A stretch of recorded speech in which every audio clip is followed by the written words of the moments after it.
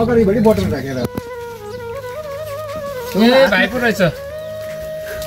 बस्नु भाइ हुन्छ हातमा खाता लिएर बोतलको गन्तीहरु गर्नु हुँदैछ क्या हो ए त्यस्तो होइन भाइ मैले नि सालभरि रम रक्सी कतिको खाँदै रहेछु भनेर खाएछु भनेर नि म यसो हिसाब लाउँदैछु नि त उमेरभरि रम रक्सीपट्टि लाग्यो भाइ त्यो अहिले यसो बुढेसकालमा बुद्धि आयो है त अब यो बुद्धि आउनु त आयो नि भाइ आफ्नो बल ताकत सकिसकेर बुद्धि आयो खै यो रमरक्सीले गर्दा पनि बर्बादै भयो भाइ यसो हिसाब लगाएर हेरेको झन्डै मैले सालभरिमा त 12-15 हजारको त रमरक्सी नै खान्थेछु भाइ अहिले आएर धोका लाग्छ के भन्नु भाइ अहिले आएर धोका खाएर पनि के गर्नु बुढेसकालमा यो पैसाहरू हेर्नुहोस् त मैले आफ्नो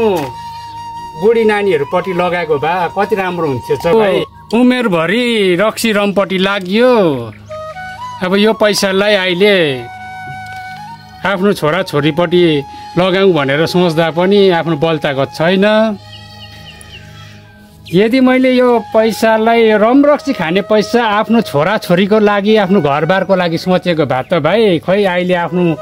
बुढी नानीहरूले पनि आफ्नो बाउ आफ्नो बुढा भनेर साला माया गर्थ्यो होला बर्बादै भयो न त घरबारै राम्रोसँगले बनाउनु पाए न त छोराछोरी नै राम्रो लाउनु खानु नै दिनु सक्यो यो चिज पनि राम्रो त होइन रहेछ हौ भाइ के गर्नु हेर्नुहोस् न यो उमेरमा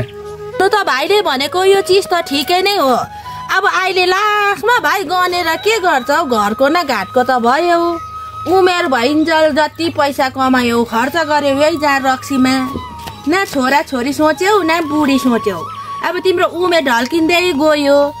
अब के गर्छौ भाइ पत्याताप पाएर यो चिजले गर्दा तिमी घरको न घाटको त भयौ नि त अब के चाहिँ गर्छौ लु है भाइ होइन दिदी त्यही भनेर त अहिले यहाँ भाइ पनि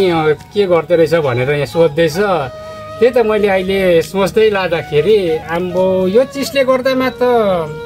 अर्काको घरको भारीसम्म बोकियो त्यति मात्रै नभएर आफ्नो आफन्तले पनि एकदम हेपेर नै बोल्दो रहेछ आफ्नो आफन्तले पनि राम्रो गर्दैन रहेछ यो चिज खाएपछि त खाने मान्छेलाई त हेपेर पनि भन्छ भाइ एकदमै सानो ठुलोहरूले नि एकदमै हेपेर बोलाउँदो रहेछ के भन्नुहोस् त चिया खाने मान्छेलाई ओइ सिलिन्डर बोकिदेन अहिले भरे आधी बोतल किनिदिन्छु भन्छ नखानेलाई त भन्दैन है भाइ त्यो पनि याद छ होला नि हजुर हजुर त्यही त भएर त र अहिले आएर बुद्धि आउँदैछ है अन्त त्यही त यो कुरोलाई त्यही अब बुढेसकालमा आएर बुद्धि आउँदाखेरि छोडियो अन्त दाजु त बिमार भएर हस्पिटल पनि थन्किनु भएको थियो होइन बेसी खाइ पठाएर नि गयो हस्पिटल नि मलाई त खोइ अहिले त हस्पिटल र त्यो बिहामा राखेको बार त एउटै पो लाग्छ हौ दिदी अप्पै कसरी हौ भाइ त्यो त छक्कै पर्नु हस्पिटल र बार चाहिँ कसरी एउटै हुन्छ हौ होइन अब कसरी एउटै लाग्छ भनेदेखि हेर्नुहोस् न त्यो बिहामा बार राखेको जग्गामा नि खाने त्यही केटाहरू हुन्छ हजुर फेरि भएर अलिक साह्रो भएर हस्पिटल गयो भने बेडमा सुत्ने त्यही केटाहरू पो हुन्छ ओसो बा त भाइलाई त त्यो च्यानलमा पनि रमै हालेर खुवाउला जस्तै खालको कुरा पो गर्छ भाइले त यो चिज त्यही राम्रो होइन रहेछ दिदी भनेको अलग्गै हो यो तपाईको सेन्टेरियम भन्ने अलग्गै हो बिहा र हस्पिटल चाहिँ कसरी तपाईले एउटै भनेको भाइ म त यो चिज चाहिँ राम्रो होइन रहेछ दिदी म त यता बस्छु है यो भाइले त अचम्मको कुरा गर्यो है बिहामा बारमा पनि त्यही केटाहरू फेरि भएन अलिक साह्रो भएर हस्पिटल गयो भने हस्पिटल बेडमा लड्ने पनि त्यही केटाहरू नै हुँदो रहेछ यो चिज चाहिँ राम्रो होइन है दिदी यसो सबैलाई नै यसो भन्दै जानुहोस् चाहिँ अब हामी त यो उमेरमा बुद्धि आयो अब के गर्नुपर्ने अबको आउनेहरूले चाहिँ अलिक सोचिदियोस् दिदी